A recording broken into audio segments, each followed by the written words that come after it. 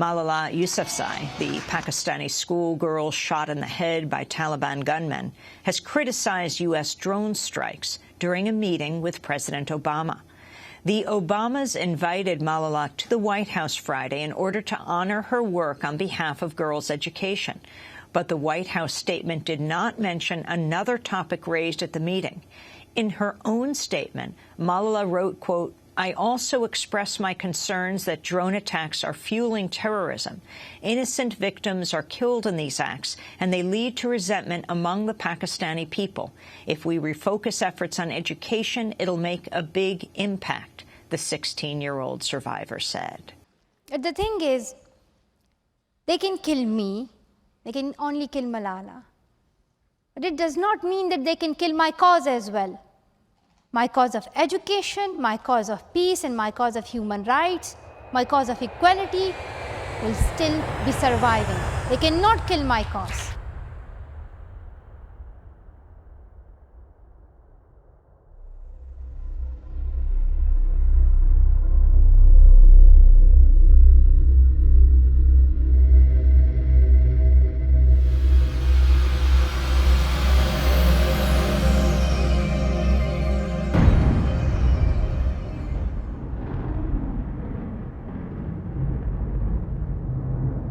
Amnesty International said the United States may be committing war crimes by killing innocent Pakistani civilians in drone strikes.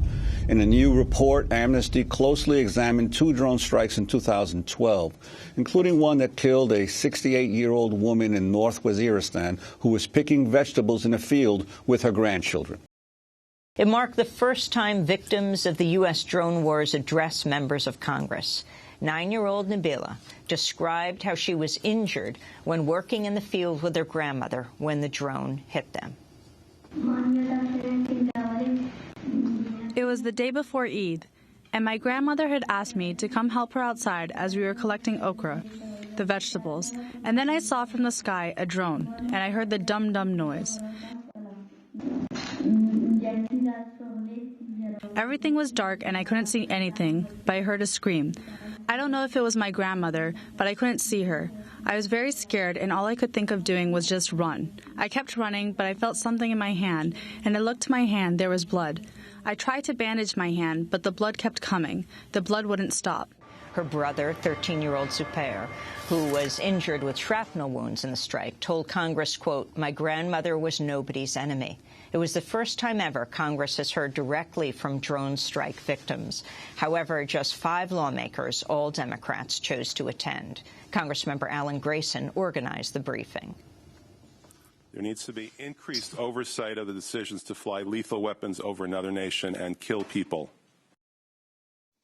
And we should never accept that children and other loved ones in a faraway land are acceptable collateral damage. You all testified before Congress. You were one of the first people to do this. Rafiq Rahman, what is your message to America? What I'd like to say to them is please find a way to end these drones, because it's not only affecting me and my children, and it's not only because they were injured, it's affecting their future.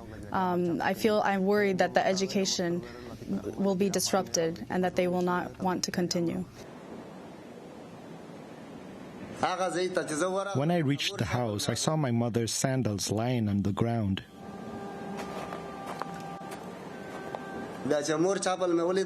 When I saw her sandal, I knew she had died.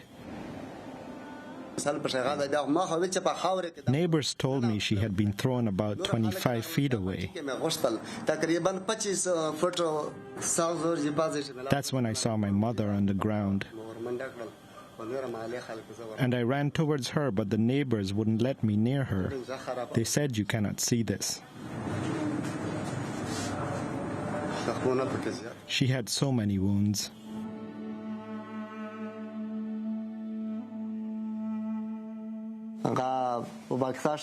My mother was brutally killed.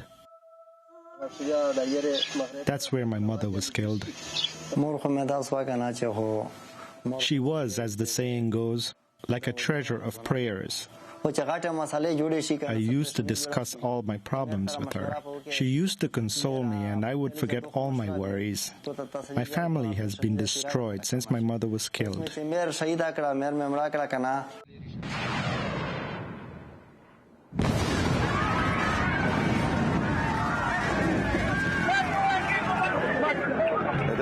Four missiles attacked us at 10:45 a.m. on March 17, 2011. I rushed there and found pieces of dead bodies all around.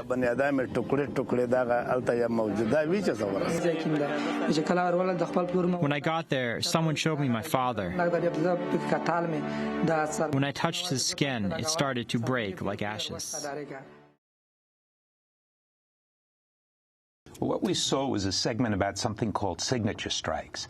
What they are literally are guesses about what people are doing based on their behavior, not who they are, not what they've done, not that we have any information about them. So literally some bureaucrat someplace is guessing that they might one day possibly do bad things and people are being killed. This was the leadership of that community, 45 people decimated. Again, based on no hard information, no judge, no jury, no trial. Even if people are in favor of drone strikes, signature strikes are beyond outrageous, and there can be legislative solutions to that, and I hope there will be.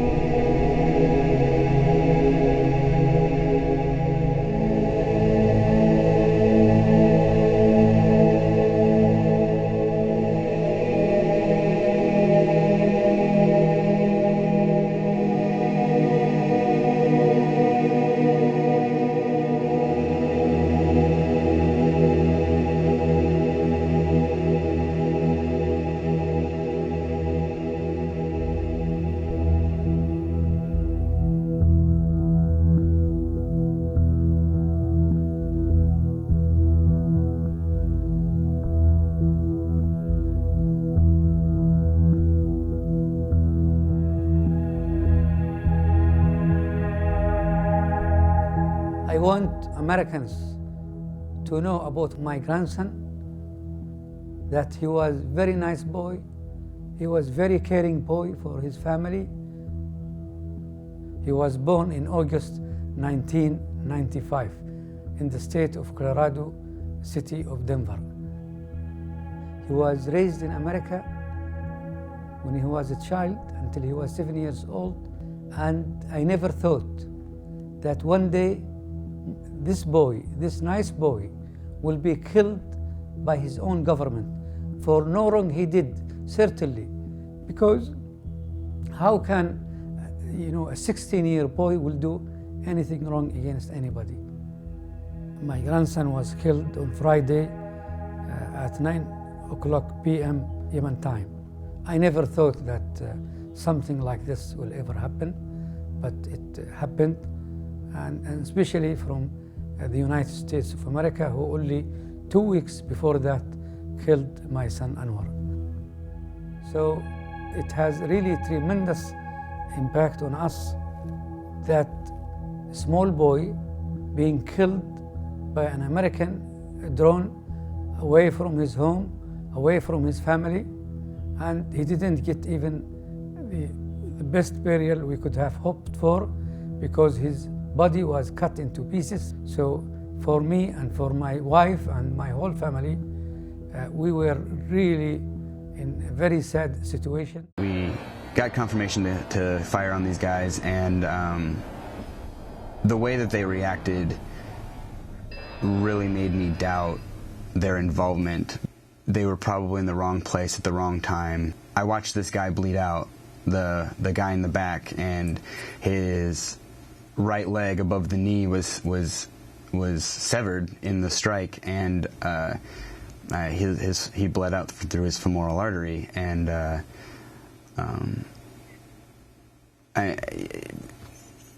you saw that on your computer screen. Right. It's that detailed.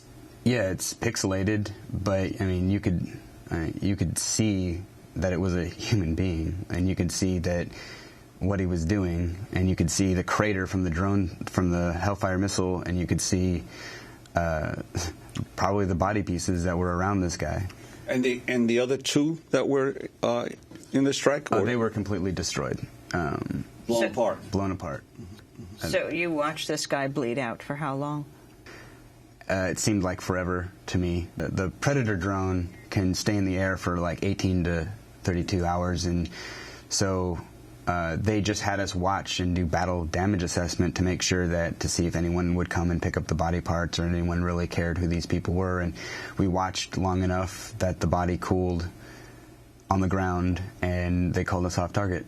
Sometime later, you think that you've written that you thought you killed a child as well. Yeah. You talked about that particular day? That was, I was still feeling the effects of my first Hellfire shot, and this specific Hellfire shot, the intel that we were given is that there was this commander and some of his people inside this building, and they had been watching it for multiple days. They had been keeping track of people that had gone in and out, and they had made the determination that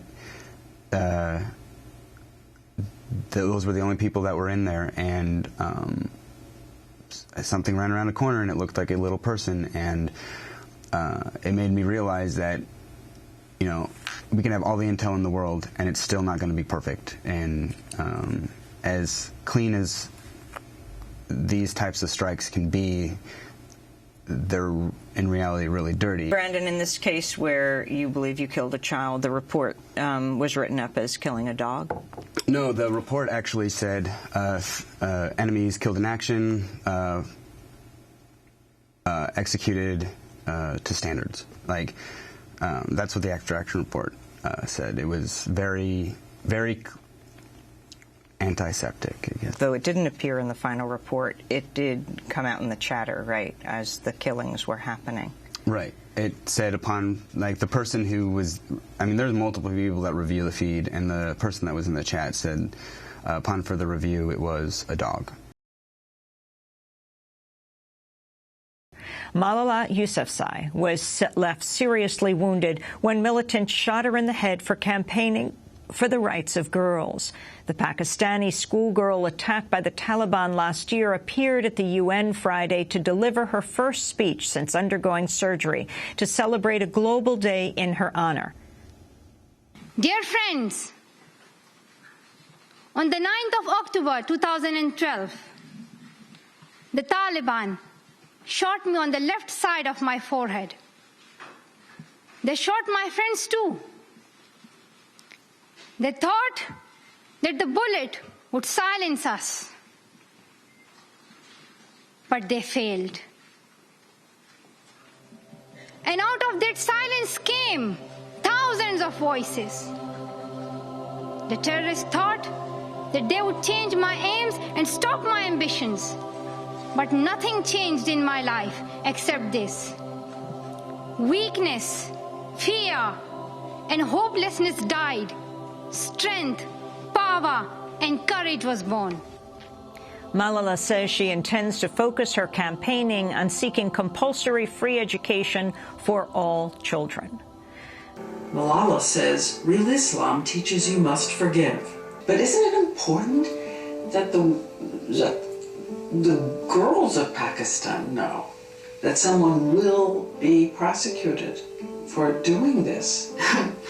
He would have a family, he would have mother, he would have sister, and her mother would love him as a son. And I think I'm not a cruel person. I want to fight with them. I want to fight against them, but through my voice and through my pen and through my book and through my love and through my brotherhood, not with guns. The people of Swat Valley, when the Taliban first came, they thought they're bringing order, they're bringing services. They established a court that was faster than Pakistani courts. Yeah. And the people responded. When did that begin to turn? When the Taliban came, they were trying to convince people, and they were just misusing the name of Islam, and they were telling people that we would just set up another court for you and we would provide you justice on time, because usually in courts in Pakistan, people dies and their case is not yet resolved in the courts. So that's what is happening in the courts of Pakistan. So people just said, like, if the Taliban are doing it, why don't we support them? But then they were that much cruel that they started slaughtering people, and they even blasted a generator of electricity, and it was the month of Ramadan, in which we keep fast, in which we don't eat on the day, in which we don't drink for the whole day. They blasted the electricity generators, which was providing electricity to the whole city of Mingora. And we could not have water, because electricity is related to water supply as well. And people were sitting in the dark. People could not buy electricity generators. People were just sitting in the light of candles, and people were just dying of thirst at that time. But my father is a great father, because he bought generator for the school to create electricity and to provide water to the street and to that community. But still, many people were suffering from that hard situation. And other than that, our freedom was taken from us. Yes. The women's freedom. We could not go to market. We were not allowed to go to school. We were just kept imprisoned. We were just limited to the four walls of our house. Women's rights were denied at that time. And that's why I spoke. Because I believe in equality, and I believe that there is no difference between a man and a woman. I even believe that a woman is more powerful than men. What? Wait, whoa, wait, what? What? Wait. You know, Malala, this was going so well.